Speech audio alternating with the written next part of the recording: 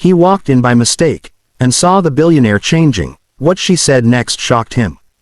Daniel Carter knew it the second the elevator doors opened to the executive level, quiet, polished, untouched by the chaos of the rest of the building. His name didn't belong there.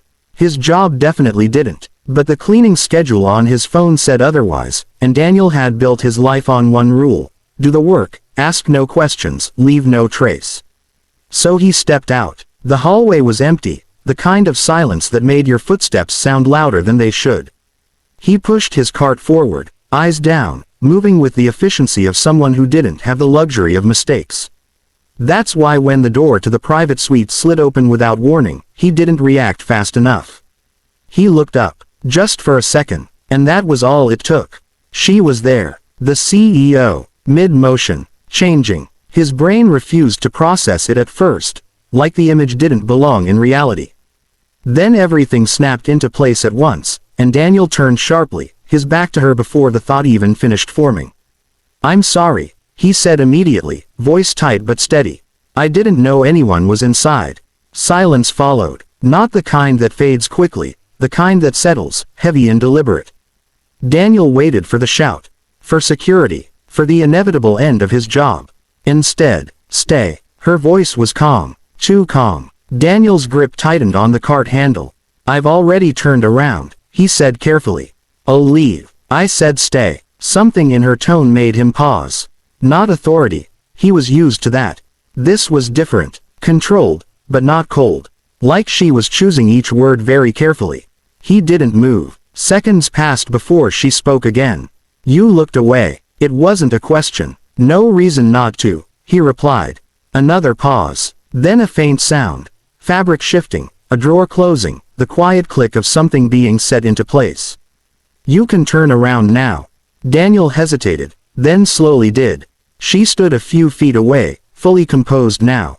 Dark tailored suit, flawless posture, expression unreadable. If he hadn't seen what he saw seconds ago, he would have believed she'd been standing like that the entire time.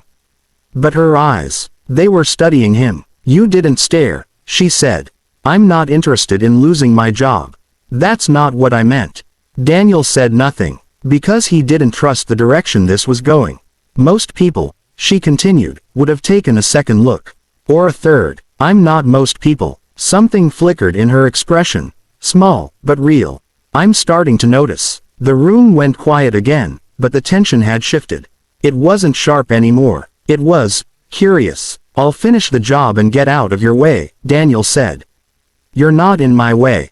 That stopped him. He looked at her properly this time, trying to read something, anything, but she gave nothing away. "You walked into a private space," she said, "and saw something you weren't supposed to." "I didn't see anything," he corrected. A corner of her mouth lifted slightly.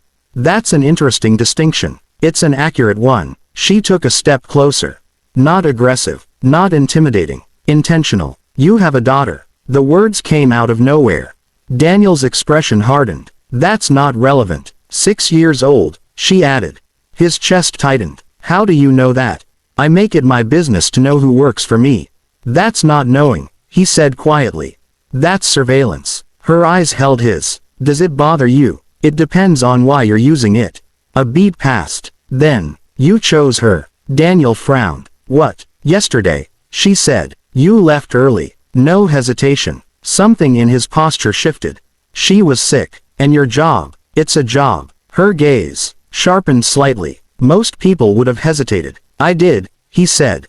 "I just didn't show it." For the first time, she didn't respond immediately. It was subtle, but he saw it, the way her composure paused, just for a fraction of a second. "That's inconvenient," she said finally. "For who?" "For people like me." Daniel almost smiled. "Then maybe people like you should reconsider what matters." Silence. Not tense this time. Measured. She stepped back, just slightly, as if recalibrating. "You're not afraid of losing your job," she said. "I am," he replied. "I'm just more afraid of losing something else." Her eyes flickered again. "That's rare." "It shouldn't be." Days passed. No consequences. No follow-up. Daniel, almost convinced himself the moment was over, filed away somewhere in the part of her mind reserved for things that didn't matter. Until she called him back.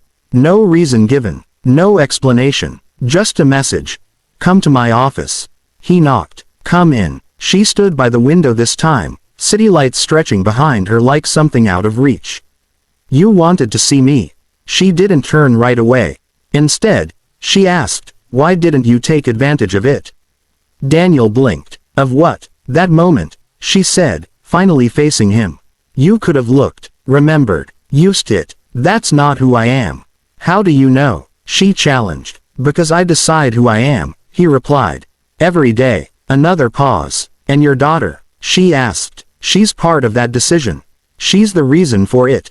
Something changed in her expression again, so quickly he almost missed it. You let her define you, she said. No, he replied. She reminds me who I want to be. The room went quiet. Then, that kind of clarity usually comes with a cost, she said. It did. What happened? He hesitated, not because he didn't have an answer, but because he didn't owe her one. She left, he said finally. Her gaze sharpened. Your wife. He nodded. No warning, no explanation. A silence settled between them, different this time. Heavier, more personal. And your daughter? She asked. She thinks her mom loves her. And you? Daniel didn't answer, because he didn't know. Children don't just hear what you say, she said quietly. They feel what you avoid. The words landed harder than he expected.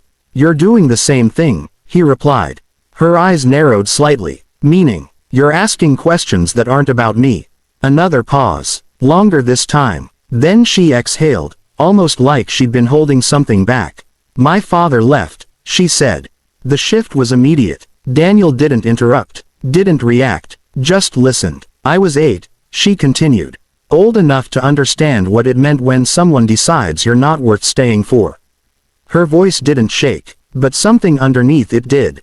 My mother spent years pretending he'd come back, she added.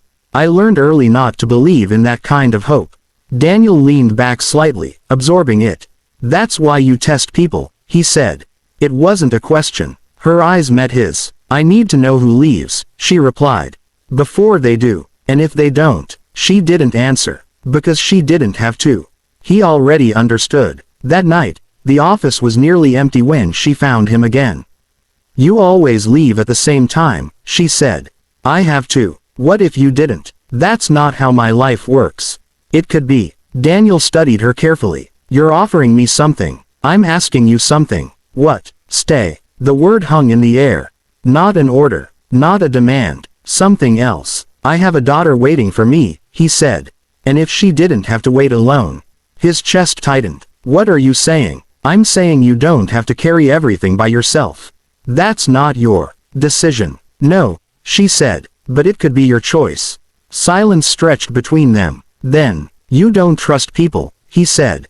Neither do you. I have a reason. So do I. He stepped closer. Not confrontational, just honest. And yet you're asking me to trust you.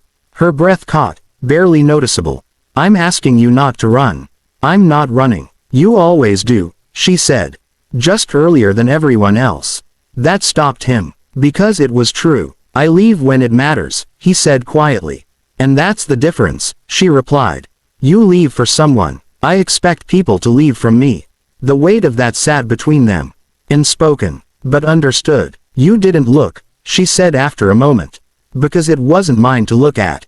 No one's ever done that before. Daniel held her gaze. That says more about them than it does about me. And what does it say about you? That I know what matters. A pause. Then, and what matters right now? She asked. He didn't answer right away. Because for the first time in a long time, he didn't already know. Come with me, she said. He frowned. Where? You'll see. He should have said no. He didn't. That was the moment everything shifted.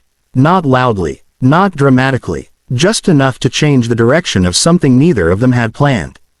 Because sometimes, it's not the moment you expect that changes everything. It's the one you almost walk away from. And for the first time in years, Daniel didn't walk away. Hey there. Subscribe to my channel. And also press this bell icon.